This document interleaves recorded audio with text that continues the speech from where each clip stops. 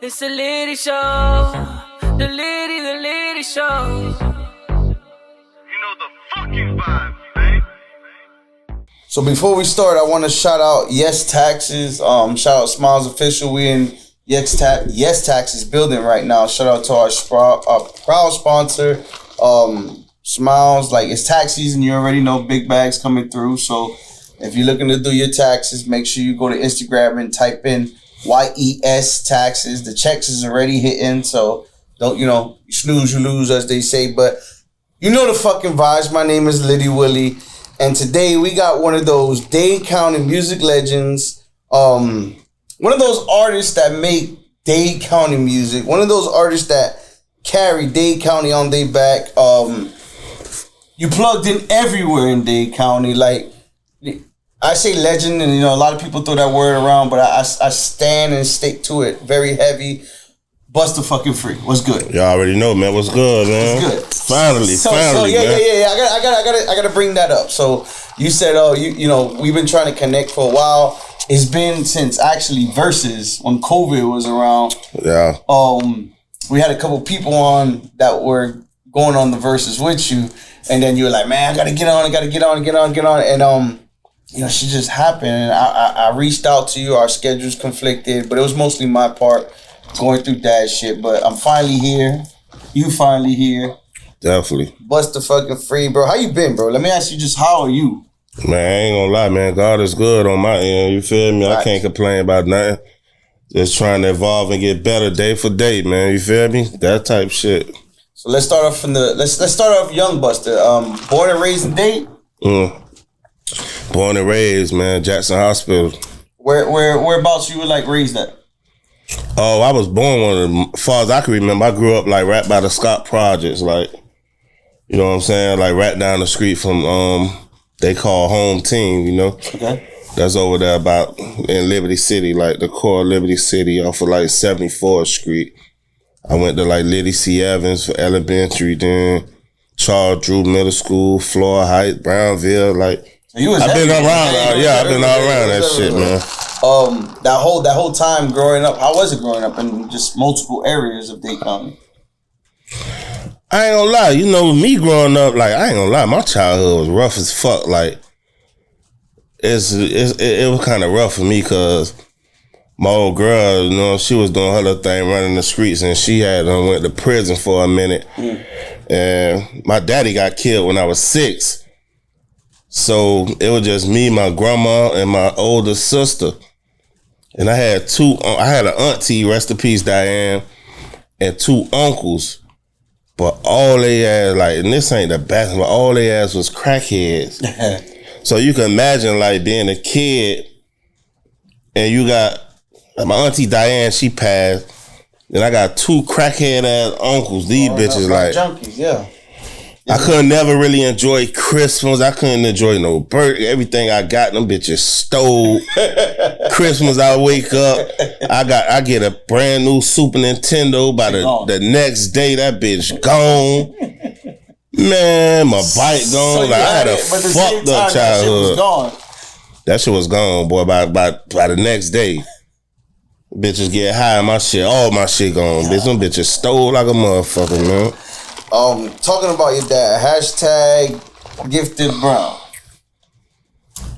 Oh, you damn, boy. You do my homework? You on your shit, yeah. You do my homework? Yeah. Gifted Brown. Talk to me. Talk about Pops, bro. Let's give him a segment. Talk about from the little short time I did get to spend with my old boy, you feel me? Like, the old boy was the real definition of like the early 80s, early 90s drug dealer, like, type shit. Like, I remember coming to get me, like, you know what I'm saying, and having big ass boxes of money in the trunk, big ass rope chain. Like, he was just like the Don in his city, like in his area, like well respected, like the king of the family type shit. Yeah. You feel me?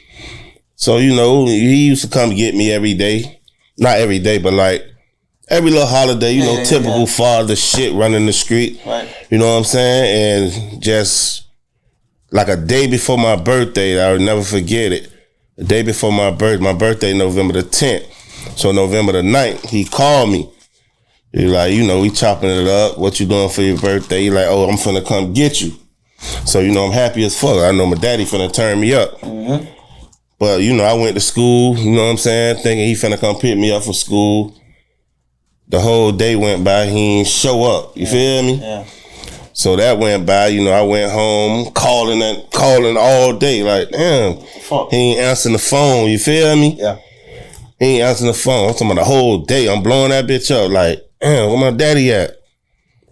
Next day I called him. He ain't answering. Next day, I'm talking about my grandma must be finding out about the news, but she ain't tell me right away. Oh. She held that shit in for like to the next week. And that was his old girl that you was raised with, or your mom's? No, that was my mom is who I stay with, her mom, right. My grandma. So I don't know. I guess she ain't know how to break that shit down to a nigga. Like I say, like every night before we went to sleep, she made us like get on our knees and say our prayers. You feel me? And just like one day, I guess she felt like it was just the right time. You know, it was getting close to the funeral and shit, so they had to like eventually had to tell me. Right. And she just broke it down to me like, man, your daddy ain't never coming back. You feel me? Shit. I ain't really know how to take it at first. I'm like, you know, as a kid, you at that age, daddy ain't never coming back. What you mean? You feel me? So, you know, later on, I had to like soak it in. You know, all your family members. That's when they, you know, it's love now. Everybody, oh, this red son. They call him Red. Right. So, you know, eventually I caught on what it was. You know what I'm saying? Then went to the funeral, just see him in the casket. Like, damn. So you remember? I remember that shit like yesterday. Shit. Like, you feel me? So yeah, that was like the little smaller memories I had. But one memory I remember, this nigga tried me though. You know, back in the days. Talk to me. Back in the days, you know, the old heads like the early 80s dope boys and 90s, them niggas used to wear bikey suits. Yeah. You remember them shit? Like the tight little Speedo set. This nigga took me to the Goon Bay, dog. Me and him got on bikey suit, tight ass, nut hugging. All I know, a bunch of that. We out there to the Goon Bay, all the ladies, hey, whistling that. Yeah. I'm like, man, I'm never. But you a dope boy fresh though. You ain't know. Yeah, that was the shit back then. But like, I think back, like, man, nigga, you better never put me on no motherfucking tight ass biking suit. You know, I was raised in New York, so I came down here one time and my boy was like, oh, you got to get fresh, blah, whatever. Yeah. So he got me on some Dickies and like a Tommy Hilfiger. I'm like, what the fuck is this, bro? I didn't know at that time. Like, yeah. You know, so he got me like a Tommy, like, but like it's not a Tommy collar shirt. It's like a Tommy like workout type shirt. It was a Tommy Hilfiger t-shirt with some Dickies. I'm like, bro, I'm not going outside like this. What the fuck is you talking about? That was swag. Yeah, it was swag. Right. So I get you. Growing up, bro, when you was a youngin', do you remember one thing that you always wanted to be? A rapper. So since a shorty, since a shorty, my dream was to be a rapper, dog. Like, that's all I could picture myself doing, dog. Cause I used to be like, so inspired, just like off the fly shit, the lifestyle. You know what I'm saying? I remember I used to see Trick Daddy. Like, I was a jit. Trick he came in a poker bean one day, and JT Money did too. But I'm gonna go with Trick. Like, he came in a poker. That when he shot that maybe because I'm a thug. Yeah. He had the green dunk, and it was just the way they just treated rappers. Like, you got motherfucker come tapping your face and you ready? Bringing you water. I'm like, damn. Royalty. Yeah, it's like, that shit was crazy. I'm like, damn, dog.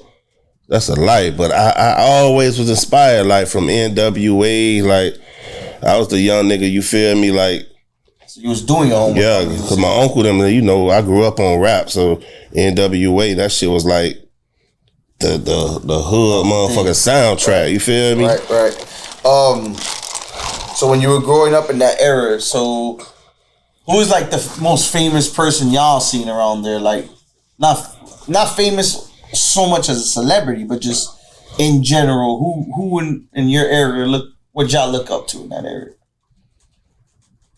Not far as rappers? I mean, what you mean? Who was farther? Because, you know, back in the days. So you got to tell me what area, what stage of my life, like the childhood, my teenager. Let's say 13. 13? Yeah. Who was the most famous person that y'all all looked up to? Like, y'all boys were like, oh, I want to be like him when I grow up. I ain't gonna lie, I'm gonna bring it up to about 15, 16. I can't think then. 15, 16, nigga wanted to be like the dope boys who stayed in my building. You know, I grew up around that era, that John Doe shit. You feel me? John Doe, Lynch Mob, like I seen all that shit. The Zoe Pound. Like I wanted to be like my neighborhood niggas. Like all I seen was John Doe niggas. You feel me? Flash. How them niggas. Trap making 20,000 a shift, and everybody got don'ts. Everybody fresh, like pocket swole, like that. Like and classy though, because that whole era they were also classy. They weren't, you know. It's like we're in a different. Nah, them niggas weren't classy. Them niggas was thugging. Well, I say classy in the sense where they looked out for the town. You feel me? Like they weren't treating. Yeah, in a sense. You know. No. They weren't treating. Nah, one thing. Yeah, they look out. They looked out. No. You know what I'm saying? Like they made a way. They was like. Giving motherfuckers employment shit. You feel me? That's why I say classy in the hood sense. In the classy, like, bitch, you wanted to make some money, you better go outside and grab that pack. It's like you living in this shit. Right.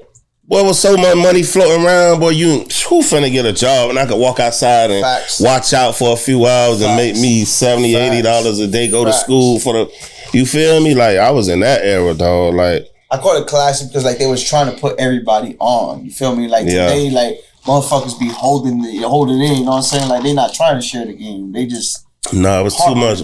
Man, that shit was too much money, dog. And them boy had traps on every, like, corner. Like, from 15, I stayed on 61st and 15th. Them boy had traps on 15, 14, 13. Every avenue was a trap, you feel me? And that trap fed every block. Right, the whole block. The boys had the whole all the money coming to them. Like this, it's a big clique. It's a family. You feel me? Right. Like you can imagine, boy. That shit was like some Frank Lucas type shit. For real. Dade County edition. You know the vibes is Litty Willie from Litty Productions. I want to thank everybody that's been supporting us, sharing, liking, commenting, doing all that good stuff. Just to let y'all know, we got Instagram live videos, we got YouTube videos, we got all kinds of different productions. That's why we call ourselves Litty Productions. Make sure y'all hit me up if y'all looking for something at Litty Willie _ Litty Show Productions on Instagram, all that good stuff. Just make sure you hit me up. We out. Most memorable moment or most memorable story in that whole time up until about 16 that sticks out to your brain. I ain't gonna lie. The most memorable moment is hearing about the head nigga who they called the head man of John Doe, who they called Bob, right? So when I moved on 61st, I used to always hear like, Bob this, Bob that, Bob this, Bob that, but I ain't know who the fuck Bob was. Face, you didn't even know. But to come to find out, Bob was a nigga that stayed 2 duplexes down from me when I was a jit, when I stayed by Scott Projects, you feel me? Right. So I used to call him Pig or Corey back then. Like, one day I was in my grandma, that when she used to take me to get my haircut and shit at the flea market. I went to McDonald's and I seen them. And all the niggas had the wets, the dicky niggas. Boy, what you want to eat? And I know the rest of these niggas from my block, you feel me? So the niggas seen me like, they used to call me Johnny B before, that was my nickname. So I seen the nigga, right? I said, Corey, what's up? And nigga said, what's up, Johnny B?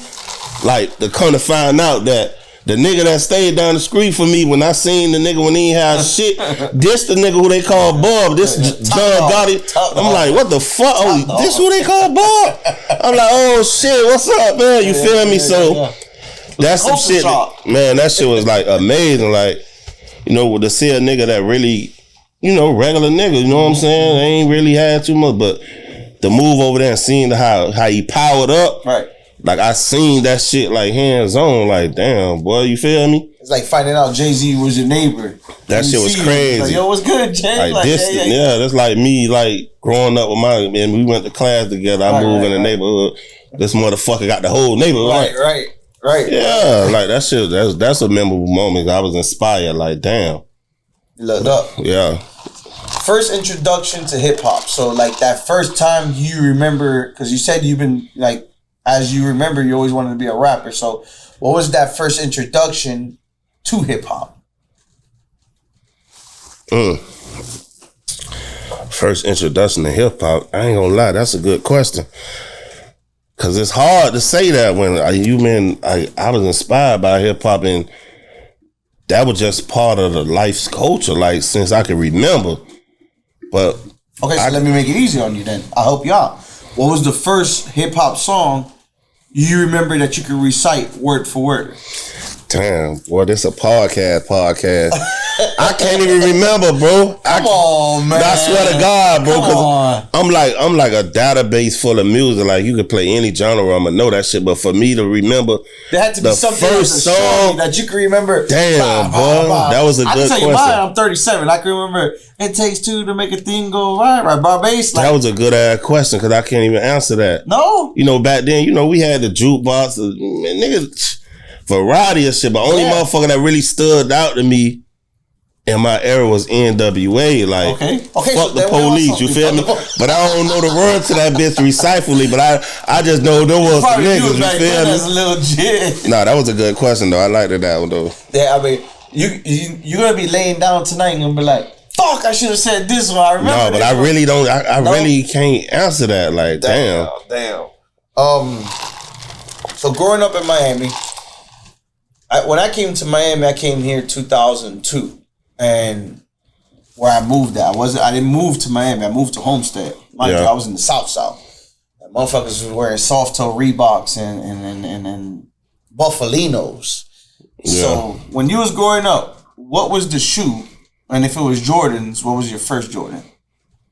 I ain't gonna lie, boy. I ain't get Jordans, so I started going outside grabbing that pack. My grandma was not paying no $150. My grandma would take that same $150 and take me to Lorraine's and get me 2 pair of classic Reeboks. Yeah. She wasn't buying me no Jordans, dog. Like that Reeboks. Man, I had like the same pair of fucking Reeboks for the whole year, dog. They call them the gangsters, right? Man, hey, I ain't gonna lie. One year my mama came down for Christmas. She bought me a pair of Dion's and Rod Woodson. And I say, bitch, I couldn't wait to go back to school. I'm like, boy, somebody stole my Dion's. I had a pair. I think I kept the Rod Woodson. Remember them Dion's, bro? Bitch, I'm in the hood doing the Dion. Everybody used to do the dance. Bitch, I couldn't. That was my walk. I'm going to the store doing the Dion dance. But you feel me? Like, I went back to school with them bitches on. I'm talking about the whole classroom clap. Like, it was like a encore. You're like, a celebrity. You're a this celebrity. bitch finally got a new pair of shoes. My dog walked in like, he stomping. Man, I ain't gonna lie, boy. That's why I tell you, but my childhood was a struggle, bro. Like, till I learned how to get my own money, then, I got that first pair of them Dion. Bitch, it was up from there, bitch. I'm starting to learn, okay, I did everything. I pumped the gas. I go to the store, bag, grocery. I was the real hustler, dog. That's why that shit always been in me, dog. Like, we're gonna get to that. No. Don't get to your hustle. Okay. We're gonna get to that. All right. Like I said, it's a real, like you said, it's a real podcast. Yeah. It's funny, like you said it though, because like you said, till I ain't start getting shoes, and when I heard Trick say like grow the fro, twist it, whatever. Like I learned, like a lot of motherfuckers in Miami down south, like where I was from, they didn't get haircuts. They just dreaded it out. Yeah. And it wasn't like a style. I was like, bitch, we just didn't, if you knew a barber, you was fresh. But other than that, we ain't got no money. Yeah. Like, we just dreaded it out. So, so it makes sense. First pair of Jordans, though, what was it? Do you remember your first pair of Jordans? What number? I don't even remember, dog. What color? Cause I wasn't really fucking with Jordan like that. My first pair of shoes I can remember was Dion's. Okay, so back to Dion's. I got a pair of Jordans eventually later on down the life, but I wasn't never the type of nigga. I ain't finna stand in no line. I ain't waiting on no pop tickets. Man, I can't do that shit, bro. Miami Northwestern. I see a lot of pride coming from you. Yeah. That high school from you. Like you stand strong on it. Yeah. Blue and the yellow? Blue and gold. Most memorable Miami Northwestern. Most memorable moments, dog, was I had this motherfucker named Mr. Munoz. He was like the assistant principal. Cause me, I ain't never motherfucking assistant principal. Which one? No, he was. I'm telling you, dog. Cause I ain't never go to class. I just would go to school just to fuck around in the hallways all day. I ain't even know what my schedule was. I ain't even know what class I had to go to. You feel me? Dog, when I say this motherfucker was like the Terminator, it's like, dog, everywhere this bitch just had a laser eye on me. Dog. I could be on the 3rd floor and he could be down on the spill out with all the kids. It's like that bitch just a zoom in on me and just comfort. I'm to my dog. I used to run from that motherfucker so much, dog. So they eventually just kicked me out that shit. You feel me? How far did you make it? What grade? Like the 1st semester. Hey. He didn't even say grade. He said but I used to skip in that bitch every day. I still went there, but man, I used to after. So you graduated without graduating. You was there all 4 years. Man, I loved that shit. Like every day after school, boy, take me to the West. Take me to the West, boy.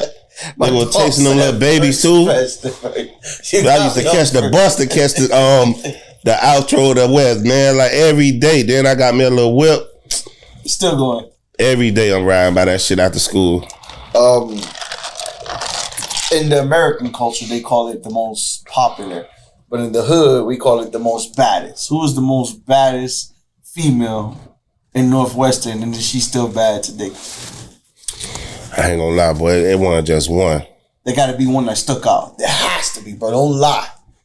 And if it was top 3, are they still bad today? I know when I first started fucking really was at the West. Like, when I really started fucking, like, knowing what I was doing, it was at the West. And that bitch had me going crazy. She still look good? She was part of the reason I got kicked out. She still look good? I don't know if that bitch still look good, but... You haven't seen her? I don't know. You see her today? You feel me? You hit today if you see her? I don't know what she look like. But I know once I really start fucking, you know, you a young nigga, man. When you really start fucking, man, that shit start feeling good. That little bitch had me going crazy. Bitch, you went another nigga jacking in school. Crash out. I went crazy in that bitch. That bitch had to call her family saying I was stalking her. All that shit had me gone. They kicked me out that bitch because of that. Yeah. So, Bust, the biggest lesson you learned from these females in Northwestern as a young teenager, what is the biggest lesson you learned from women? Or girls, I should say, at that time. The biggest lesson I learned, just don't chase them. You gotta be the one with the motion. You feel me? Back then, like I said, I was like popular, but I wasn't the dude with the most money. You feel me? Right. You had like the dope dealer nephew that came to school and all the bitches liked him because that's what's called a nephew. You feel me? He come to school driving the donks and all that. You know, I had my little fair share just by me being affiliated around the loop. Top dog. Yeah. Got you. You know, I was in the loop. What was the toughest experience you had up into a teenager at that time? The toughest experience I had was just trying to figure out which way I'm gonna go with my life. Like, you know what I'm saying? Like, what's next after this? Like, after that shit, like, oh, you 18. You getting too old to be riding around these school zones now. You feel me? Now that shit about over with. Facts. You feel me? So it's like, okay, what's next? I gonna pick this route because the John Doe era shit around like 96, that shit went crashing. Like, I seen the glory moments of it to where that shit folded. Then the niggas distinct like dinosaurs around that bitch. You feel me? Yeah. So it's like, damn, I don't want to be a part of this. I done escaped this little route. You feel me? Knowing I could have been a crash dummy in that loop situation too, but you know, I rolled that shit to the tail end and just like, this ain't what it is. I always a dude that learned off somebody else's mistakes just by me sitting there just watching. You feel me? Right. You know what I'm saying? You can learn a lot just by just observing, not, you know what I'm saying, really speeding into something and just playing your role, you know what I'm saying? Keeping your mouth shut and listening and watching can get you a lot of experience. Talking about experience, you're a jack of all trades, trained for your CDL, but what came first, barbering or rapping? No, I always wanted to rap. Like, rapping was like always me. I just ain't really had no money to fund it. You feel? I ain't know what to do. You know what I'm saying? As far as like where to start. I just know I used to like go to a studio, you know, rest in peace, Danny. And when I first met Deslock and Vito them, I was a jet, like 17, 18 type shit. you know, you used to record on the little ADATs and the little cassette tape. Keep your tape in your pocket. That bitch pop. You feel me? Like, damn, you trying to glue your shit back together? Like, right. So you've been doing it since you've been doing it. I've been doing this shit for a long time, kid. Like, and But that's why I put you on that legend category, just to let you know. Because a lot of these podcasters don't do their homework, like you said. Yeah. So when you know something, and like that's what that legendary word. I don't throw it out, but I throw it out. And you know, we're all a legend in our own craft. So when I say you're a legend, it's because you know you've been doing it for a minute. Yeah. You know, and it's not just doing it, but you actually was doing it and paying attention. Like you sat by and you watched. You sat by and you tried. You sat by and to the point where I didn't know what I was doing to me figuring it out like a little bit. Like, okay, like. And that's some legendary shit is what I'm trying to spit. For sure. Talking about Jack of all trades. This is a drinking segment. You have to take a shot for this one. So February 19th, 2012, right? You with me, right? Yeah. What'd you do that day? It was a very significant date. February 19th. 2012. Yes, sir. February 19th, 2012. If you want a hint, I'm going to give you one hint. I can't think that far back. Go ahead. I'm going to give you one hint. Go ahead. It has to do with somebody that got the same first name as you. And I'm counting down, and after that... You talking about Had My Son? No. 5, 4, 3... Go visit my daddy grave site? No. You got to take this shot now, but I'm going to give it to you. Now, get that shot ready. Hey, taking that shot, I'm an alcoholic, so that shit ain't going to do nothing, man. Right. Bringing that shot. So, you taking the shot, but I'm going to give you the name. Johnny De La Torre. February 19th. You got your concealed weapons license that day. What the fuck? Yes, sir. I ain't never get my concealed weapons. I paid a lot of... What the fuck is that, kid? You tell me. That's your name. That's my name, but what that gun? That's my gun? That's your gun, sir. And that's the date you got that license, sir. Boy, that's some Vlad shit, boy. Hey, where the fuck you get that from? It's a real podcast, right? Boy, that shit on some... Hey, hold on. Hold the fuck on. Where the fuck you get that from, kid?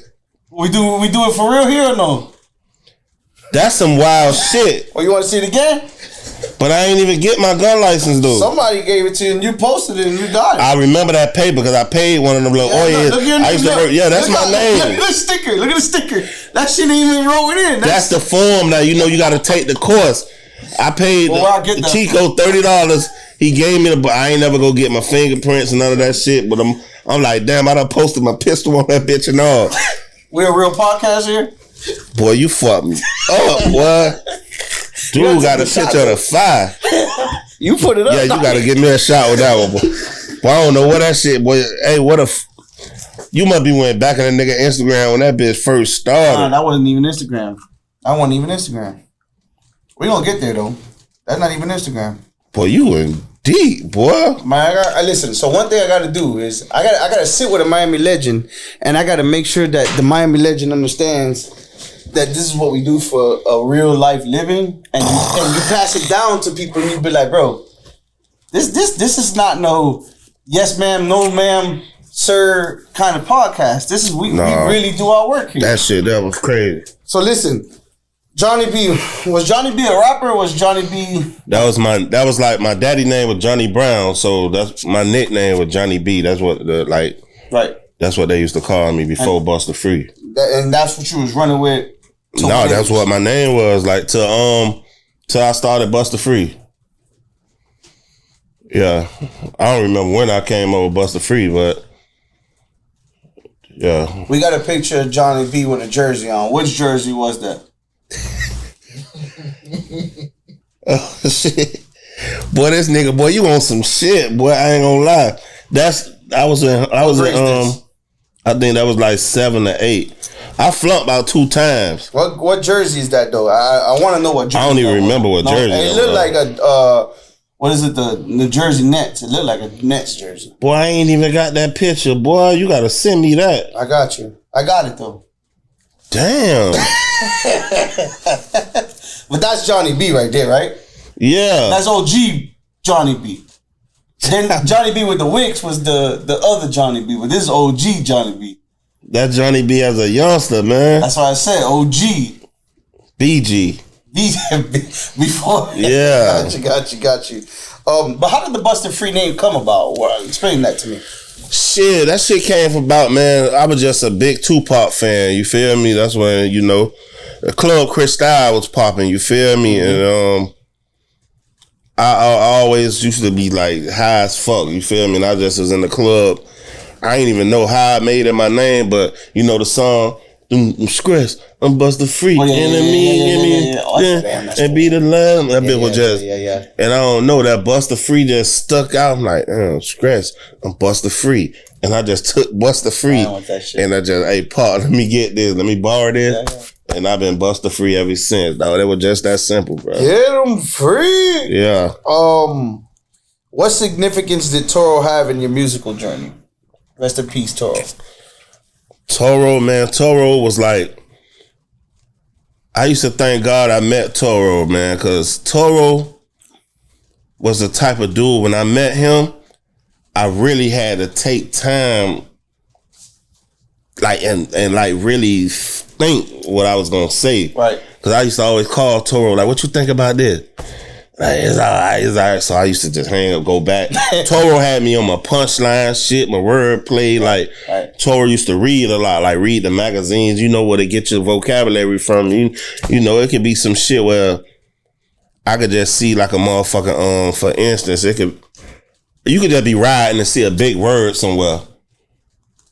Like some shit Ethiopia and Ethiopia. He'll take that word and put that bitch in some type of metaphorical way, like and make it swaggy. Yeah, like, that man was like a genius with the words. You feel me? Right. So that's how I like really took my time and like try to like polish my craft and, you know, be more strategic on what I'm finna say and, you know, and just go with it. Yeah. Toro also was on like heavy guerrilla marketing at that time with you as well, and ran with you and made sure that, you know, you guys, because if you don't know what guerrilla marketing is for young fellas and young people, guerrilla marketing is you're going to clubs. It's like selling them chocolates for the cheerleading squad. You knocking on them doors and you selling them chocolate bars for $1.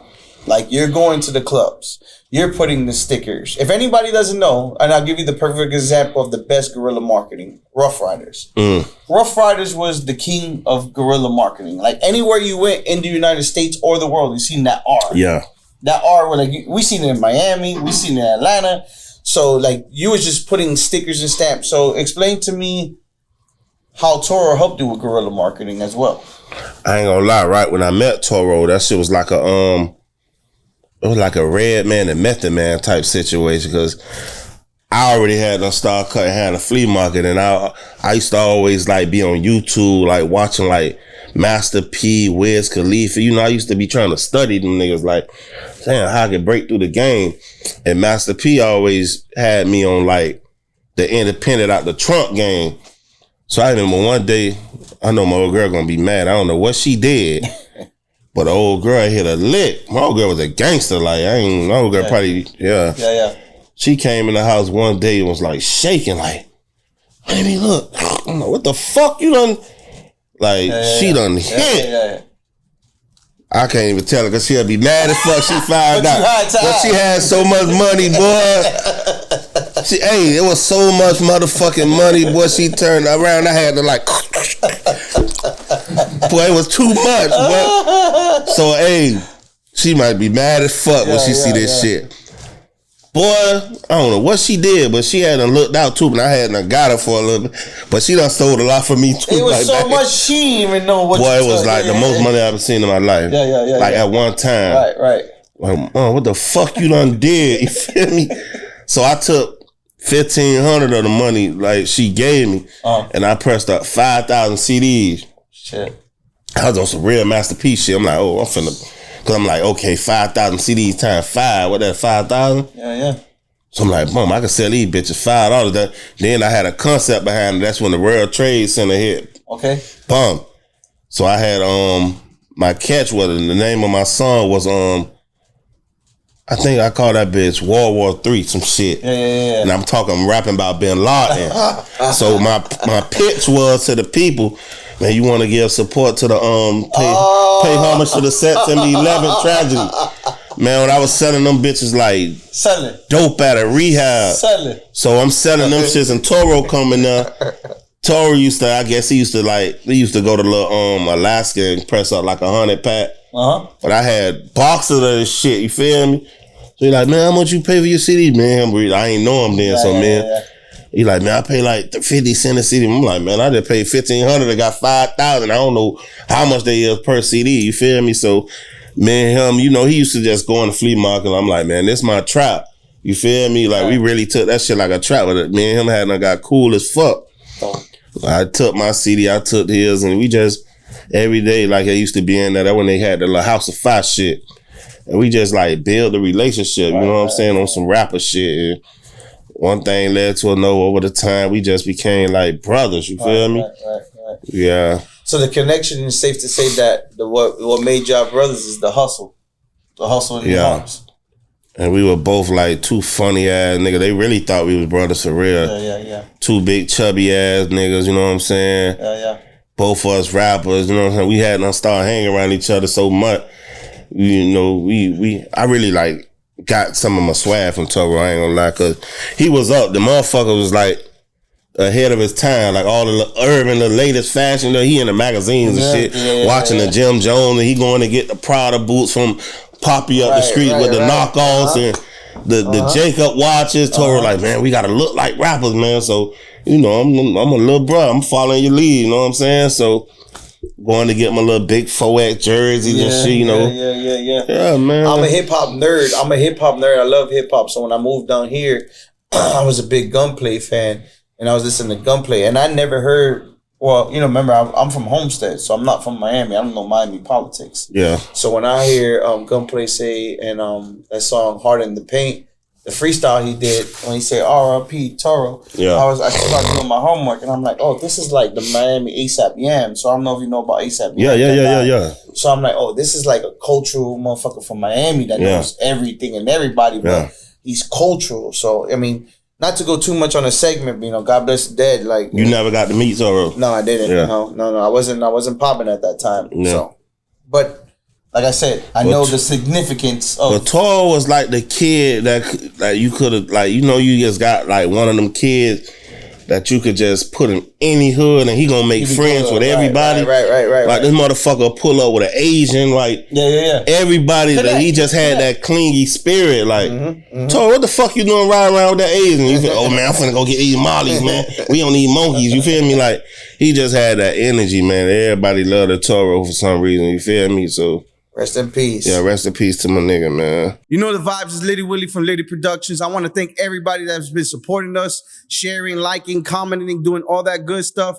Just to let y'all know, we got Instagram live videos, we got YouTube videos, we got all kinds of different productions. That's why we call ourselves Litty Productions.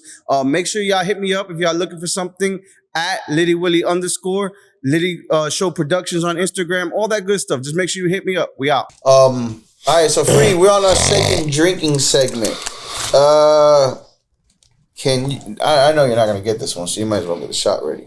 Can you remember your very first IG post on Instagram right now? No, I know you weren't gonna get that one.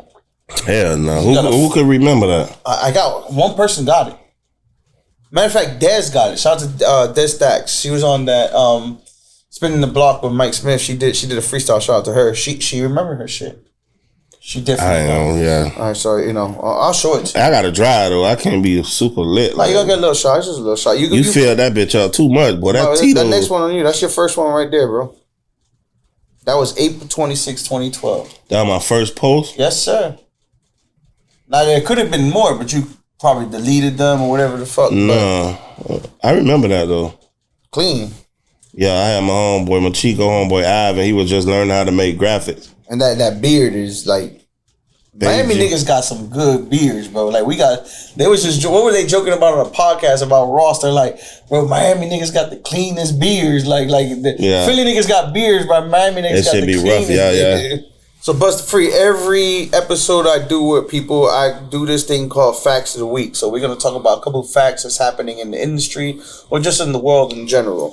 So starting off with it, first hot topic is 50 Cent versus Big Meech right now. 50 Cent is now alleging that Big Meech is a person who snitched through a third party. He can't just BMF, and allegedly Meech says that Meech is working with Ross. That's what pissed 50 off, basically. Like, Meech took a picture of Ross. His son, Big Meech's son, texts 50 and tells 50, listen, he took a picture with him because we was trying to get some money for the next season. And 50 Cent responds on Instagram, not to him, but on Instagram, it says, what next season? So, what's going on with that? Talk to me. How do you feel? I ain't gonna lie. 50 is like, that dude is a monster, man. Like, diabolical? That boy, like, you gotta be careful with 50. That boy dangerous. Like, I won't even be one to, like... He cut his own son off. You know that, right? So imagine that boy heartless. That boy don't give a fuck. It's hard to build a relationship with a type of dude like that because like he always keeps some shit in a clutch. Right. You feel me? I don't even know if I could really fuck with a nigga like that. Like I can't because you already know he ain't got no filter. He gonna expose you. Like no filter, you could be really telling a nigga some real deep shit. Like, man, you know, a nigga fucked up, man. Like some real personal shit. You fall out with a nigga. The nigga that got you on the whole video, your audio. Like, I don't kind of respect that type of shit, but you feel me? On 50 Cent's style, or excuse me, his style, but his claim. So on the snitching thing, do you feel like it's okay to use a civilian to rat on somebody to get you free? Or is that like that gray area? Me, like, I come up under the no snitching law too, you feel me? Like, that's why I don't really fuck with too many dudes, bro. I always been like an introvert. You feel me? Like I can't fuck with niggas, but I don't fuck with niggas. You feel me? On your own, like they say. Yeah. So it's like nowadays, it's like that no snitching shit. That shit don't even. It's washed up. Yeah, it's like it ain't no morals to this shit no more. Like niggas want to come home. You feel me? Like, niggas gonna do whatever they want to do, dog, to come home, bro. Niggas nailing niggas to the cross. So it's like, it's plenty niggas, like, nah, I ain't gonna mention niggas. It's plenty niggas that be real, like, niggas who be so-called bosses. Them niggas got rats on their jacket and niggas still accept them niggas. You feel me? It's like niggas pick and choose on who they want to put the jacket on. You know what I'm saying? It's a lot of niggas. I'm talking about a lot of niggas got that jacket on them, dog. And niggas be brushing shit under the rug. But one thing I can say, though, if dude did snitch, you know, I ain't involved with none of that. But one thing I can say, I'm going to get on this. One thing that would really raise my eyebrow, I don't know if it's true or not. I don't know if dude snitching or not. Right. But I seen some shit where Boosie supposed to be performing on the shit. Mm-hmm. So what got me questioning Boosie type, Boosie is a nigga that I feel like he pick who he want to go at, like far as on the rat shit. On his defense, and I'm not defending anybody. If he hasn't got confirmation, is he allowed to perform? Or if just an allegation comes out, it's a dub. Like, you're not supposed to do that. But that's the same shit with the Rollo nigga. Yeah. You gotta have facts before you jump out the window on a nigga and say, Yeah. You feel me? Yeah. It's like, oh, now all of a sudden, yeah, Big Meech was the big macho drug lord or whatever, but y'all niggas ain't trying to really, like, oh, you ain't calling him out like, well, nigga need to see some paperwork, man, you got allegations I need to see. Niggas, that's why I say niggas be picking and choosing. Pick and choosing, right. Like the shit QCP, when they say he was ratting, niggas ain't really want to, you know what I'm saying? Niggas want to say relationships with niggas. Right. But it's like, if y'all niggas gonna stand on that shit, ain't no favoritism. Everybody gotta get it. Whoever, you know what I'm saying? Nigga gotta stand on that shit. You really gotta do your... He labeled a rat. Nigga calling him out. It goes deeper than that too, because then we could say that a lot of motherfuckers would say, well, I don't care. He's around doing business, because Kodak did a song with 6'9". But I'm talking about for the niggas that really acting like they standing on that shit. You feel me? Like me, I don't give a fuck about. I don't live by the rat code because I ain't doing no dirt with no nigga anyway. You feel me? Get in the bag. Like a nigga ain't snitching on me, so all them jailhouse rules and shit, like I ain't never been to prison, bitch, and I ain't trying to go. You feel me? So that the law y'all live by, that's it. I ain't finna do no dirt with you for one. You feel me? So I would never judge a nigga off that. Right. You know what I'm saying? The bag is involved. Yeah, like I'm talking about for the niggas that really be like on that no snitching shit, and then you niggas picking and choosing on who you wanna. Right. You know what I'm saying? You want to go at it and bury a nigga career and all that. Like, I don't really respect that type shit. Soulja Boy, Big Draco, he's beefing again on the internet and crashed out on Marlon Wayans. Yeah, I seen that. Do you think, all right, so let me ask you a question. Serious question. Do you think Soulja Boy really be on it or he just be doing that shit for clout? Man, Soulja Boy commercial as fuck, man. I can't take him serious, bro. It's clout. I can't take that dude serious. Like I don't give a fuck how much gangster shit he talk about. How much I just can't take him serious. Like he's a troll to me. Like so, it's a troll. That's what I want to know. I really want to know your personal opinion. Because me personally, I believe he just be doing shit for clout. I think he just like he's a what you call them type niggas. He's like a troll, but it ain't the word I'm really trying to find. Like he know how to like stay in the mix of the algorithm. The shit he be doing, all that fake gangster shit. Oh, pussy nigga, this like, come on, man. You know a nigga run down on you, man. You ain't finna do none of that. Charleston White pepper sprayed him. Yeah, like, and I ain't gonna lie, I like Charleston White, dog.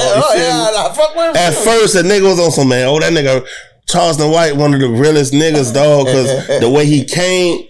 It just ruffled everybody's feathers. Like he came when niggas was really ain't fucking with the rap shit, but the way he came and like twisted around, like I'm snitching on everybody. Like you had to I'd rather fuck with a nigga like that.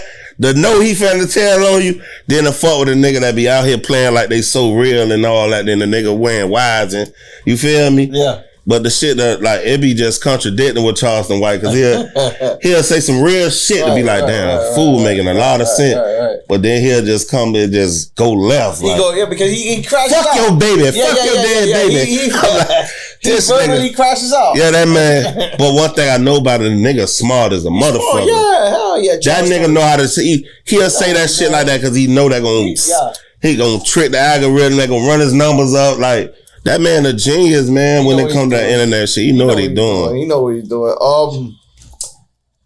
Girl that wasn't allowed to get in the Uber because she was too big. Do you know the story what's going on with that? You following it? Well, I'm a social media, internet, news, keeping up ass nigga. Okay. I know about everything. Okay, so call it cap or call it facts. She said on The Breakfast Club that she fit in a Prius in the front seat and the back seat. Do you believe that? I ain't gonna lie, dog. No disrespect, man. I don't know how far this shit can go, but no, I want to know your honest opinion. No. I'm gonna get to you. We two big fellas. We can speak on this. Yeah, but we ain't that goddamn big. And no disrespect. It's no fat shaming, but we talking fat. No, I'm definitely please don't get me crucified. She's a big girl, bro. Very like big. She like big. You feel me? Like. She need like a truck, bro. But do you believe she said? Listen, I am only asking you a question. That I'm not making fun of her. She went on The Breakfast Club. First of all, they took the Chili's buffet seat or the I seen they had to put a sofa on that. What's that thing? The booth. They took the booth and they put it for her to sit down. Yeah, like it was bigger than this couch. And yeah, I seen it. She said on the show they asked her like, "You can fit in the Prius?" She's like, "Yeah," and they're like. They were like, no, come on, like for real, like the front of the back. She's like both. Do you think she can fit in the Prius? She probably can fit, but she gonna be squishy as fuck. Yeah, I ain't gonna lie.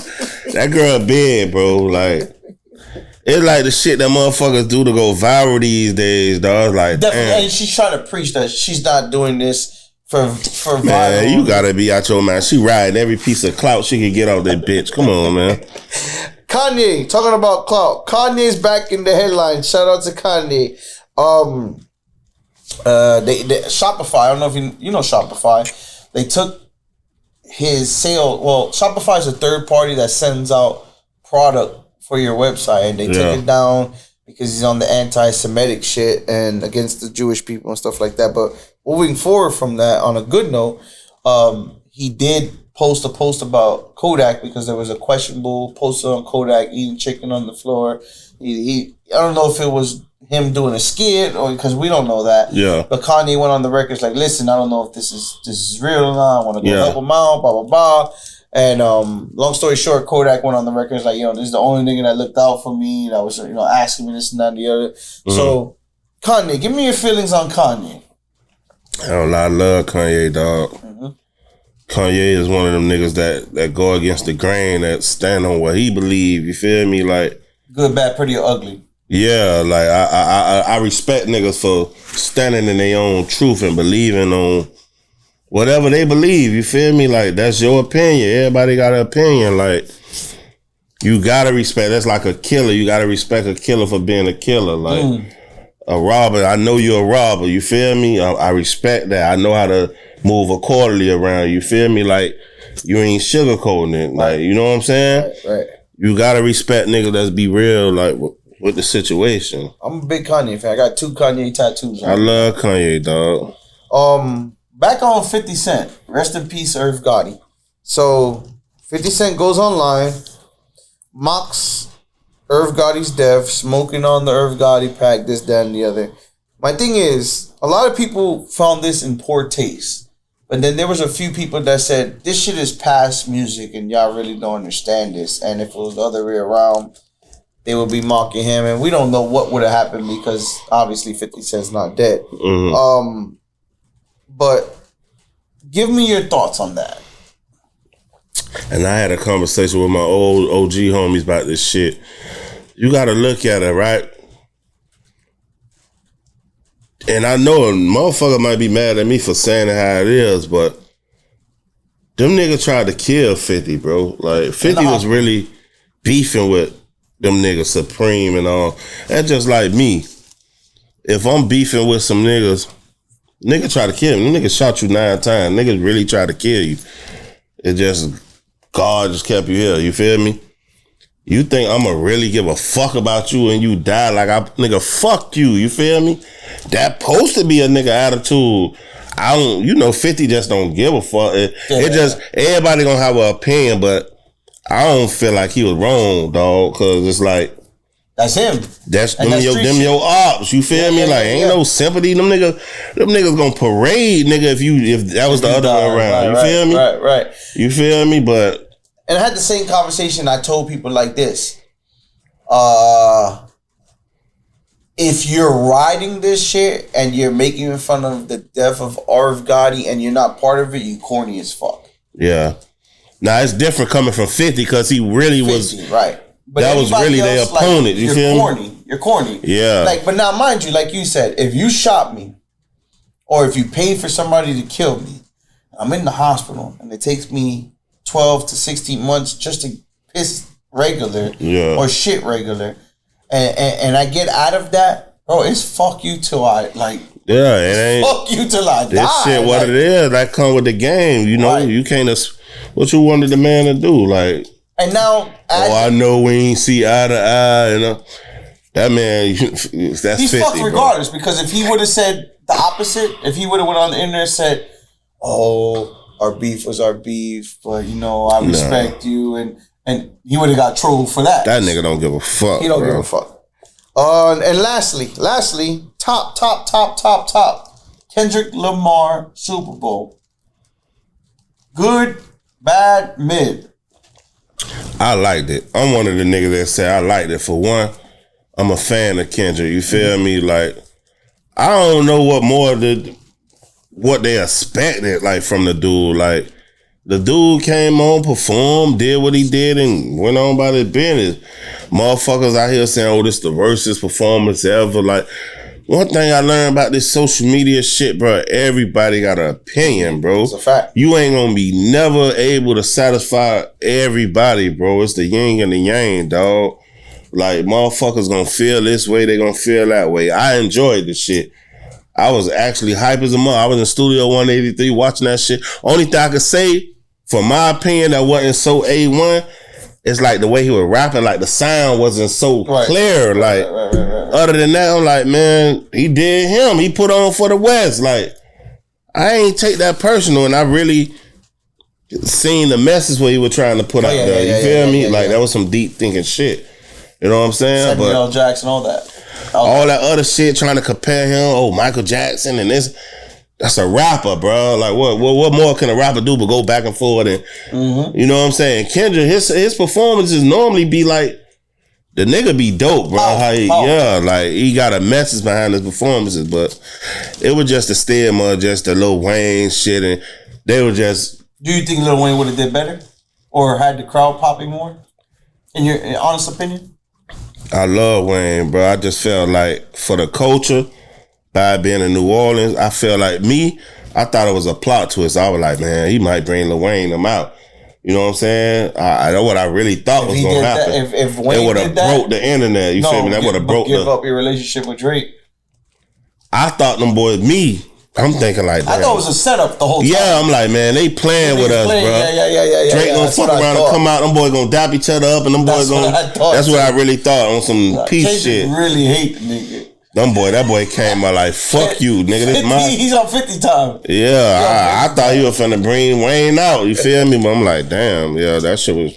So to close out with Kendrick and Drake, my question is: after GNX, do we want to hear any more diss tracks or attention to Drake from Kendrick? Is that enough, or do we think that's it? I think Drake just need to charge it to the game and just keep making music. No, I'm talking from Kendrick. What you mean? Do Kendrick need to come out with some more shit? No, like if Kendrick goes at Drake further, do you think it's corny? Like you're beating a dead horse already and you're just trying to like. Yeah, it's like, okay, man, you did your thing. You killed him. Yeah, you killed him with that Day Not Like Us. Like, you did that. Like, leave it alone. It's over with. Right. But I ain't gonna lie. That's why they say every dog, they have their day and you gonna meet your match one day. I thought Drake was untouchable, bro. I ain't gonna lie. Hit-wise, yeah, for sure. Like, rapping-wise, too. Like, I just thought Drake was Lyrically, you thought Drake was better I than know, Kendrick? I ain't gonna lie. I know Kendrick a lyrical beast. Like, I know that, but I feel the same way about Drake, too. Like, Drake ain't no walking apart. No, he's not. No, listen, I'm siding with Drake on... See, I tell people like this. See, Kendrick just got the lyrical side. Drake got the lyrical side, the bitches, the niggas, like... The war, it's called The War and The Battle. Yeah. But that's karma, though. The same thing he did to Meek Mill. He was kicking Meek Mill in the ass. Snuff me. All that back-to-back and shit, like... Me. It's your karma now, dog. You feel me? Like, I think it's karma. It's like it's always somebody better than you. That's how you remember it. Always, a lot of niggas bro. walk around like I'm the toughest. There's always somebody tougher than you. Always. Ain't nobody untouchable. So Free, you have a lot of bangers. Tell us, you know how to make music, but I feel like you have like a lot of hits, street hits, club hits. I mean, I think you make more hits than music, and I don't mean that no disrespect. I mean that in a respectful, just like you know how to make something pop, like you're gonna make it make sense. Put it like that. What's the recipe to make a hit? The recipe to making hits, I just feel like. It's like I feel like I'm like a special type of you got some nigga just good and some motherfucker just talented. I feel like that's like my gift from God, like for me to just, you know what I'm saying, to be able, like, from my biggest record when I first started was Shown on Deck. That's 2007. You feel me? To 2025 and the nigga still, that's a long time, bro. You feel me? Just to be a part of the culture, still chasing this shit. Right. You feel me? So it just, I don't know. I can't explain it, bro. Like, it just, the vibe, like the natural, like, I don't know what I'm gonna do. Motherfucker just play a beat and that bitch just talk to me. I just blank out and the words just come. I don't know what the fuck I'm gonna say. You feel me? I like that. I like the word. I like the definition of just having talent. Like there's no it's no like definition. gifted. You could be good and you could be gifted. Like Right. I look at it, Kobe as gifted, LeBron gifted, and you got like the niggas like the who I could say that's good. The regular niggas, you feel me? Yeah, got you. Litty Willie is a podcaster. You gifted because you fucked me up with it. We do our homework. You fucked me up with the question. That's your lane. Going backwards. We're going to your music. We're gonna get into your music. You got albums and EPs. Walking Check. All Eyes on Freeze. Free Smoke. But let's go back to Sean. You said 2007. So first of all, definition. Where did the word Sean come from?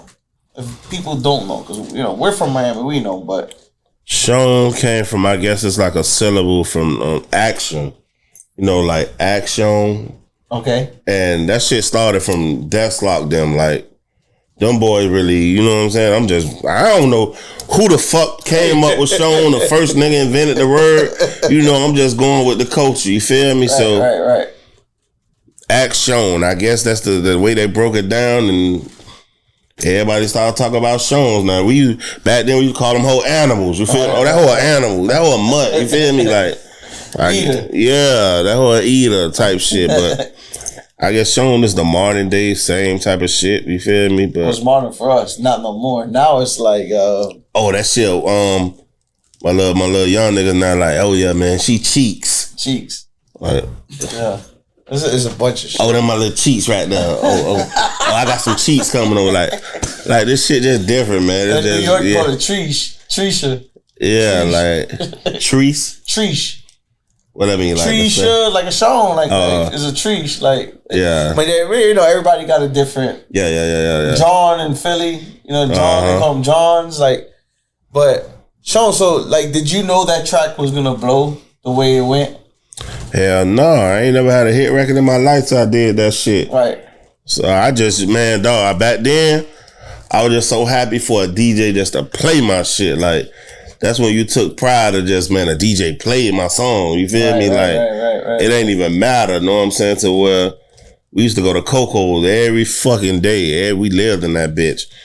And it's like we had to find like a home base where our shit could start from. You feel me? It was me, Greasy. We used to always bump into each other. Greasy come out of Coco. Where you going, boy? We going to Roulette. Like, we were just like chasing DJs, getting our shit played. You know what I'm saying? To Greasy shit started popping at Greasy, trying to find them. His shit popped first. I ain't gonna lie. Yeah. But I think Deathlock, I'm sticking, I'm rolling. By him going to the little after hours shit, he set the city on fire. Crazy. He set the city on fire first. In Miami, we just created a whole new wave, you know what I'm saying? But I think Deathlock really, I could be wrong, but Deathlock bust that shit open with that sticking and rolling shit. Yeah, definitely. Fast forward, let's talk about Forbes list. Yeah. How did that come about? Forbes list came about, shout out to my producer, the young cat, Jay Real. He always used to send me beats. And I just remember I used to always just like ride when I'm going somewhere, just playing the instrumentals and shit. And it's crazy. I don't know what I'm gonna say. Just talent again. I don't know what I'm gonna say, though. My mind was nowhere near thinking of a Forbes or nothing. I don't know how that shit comes. And I would just sit home one day. I had the beat, but I had the melody in my head, like But one day I just sat home and just smoked. I said, I'm finna write this shit. And that shit just, that shit, that shit magical, dog. Then it's crazy how you could go like from a 1 week to 2 weeks to a month, nobody in the club. I always go to the club. Yeah. Nobody moving, they just vibing. In the next 2 months, you might see about 4-5 heads vibing, and then 6 months later, soon that bitch come on. I'm just trying the whole club. I'm like, yeah, you feel me? Till that bitch been one of the hardest records. Like, shout out to Cutter, man. We had our own little coalition, the club rocker DJ. You know what I'm saying? And that shit just really took off. Then the World Star niggas came and rest in peace Q. They shot the field, Miami. You feel me? Mm-hmm. So after they did that little documentary and they put my song, they gave me my little segment. That shit introduced it to the world. Right. Then after that, that was like my first time seeing, and I just had the audio, the picture with the song. That bitch was doing numbers. I'm like, I ain't never had no YouTube doing numbers. Like my shit always was weak as fuck. But that shit started getting thousand. I'm like, what the fuck? That's when I started really just going hard with it. And Sam Sneak, I don't know how they heard it. Sam Sneak had to hit me up. Fat Boy like that song, man, you know. I'm like, oh yeah, you want to get on? I sung his at the instrumental quick. A boy called me probably like 2-3 weeks later. On Instagram, I had like the 15 seconds. Sam Sneak on that bitch. He played my little hook, then I hear Ross, I'm pouring belly on the bad bitch. I'm like, oh shit, I'm gone. That's it. Yeah, that's I'm it. gone. It's over for me. That's it. Talking on Sam, like, I've been wanting to interview Sam Sneak for a while because I feel like Sam is like a very intricate part of Miami. Like, you know, he's that middle piece of Miami between, like, if it gets to him, it's gonna go. Not to cut you off, Sam Sneak was one of the DJs who called out Sean on that too, because he used to work in Take One before he really got on with Ross. He was like the main nigga in Take One. And I used to just take him records. Like every other day I got a new record. He like, man, stick with this. Get this master. Get that mix. And I did that. And that shit like. So he told you the bangers. Yeah. And talking on Sam Sneak, Shoneville. Let's go backwards again. Yeah. Ball Greasy, Billy Blue, Deslock, you. A Miami vibe. That's like. I think that's like all the Shone mixes and one, like your Shone. That's crazy how I just mentioned Shone and you had that already ready. Like, I mean, Sam Sneak. Bro, I do my homework, you know. This is a real podcast, like I told you. We set shit up in chronological order. Yeah, I see that.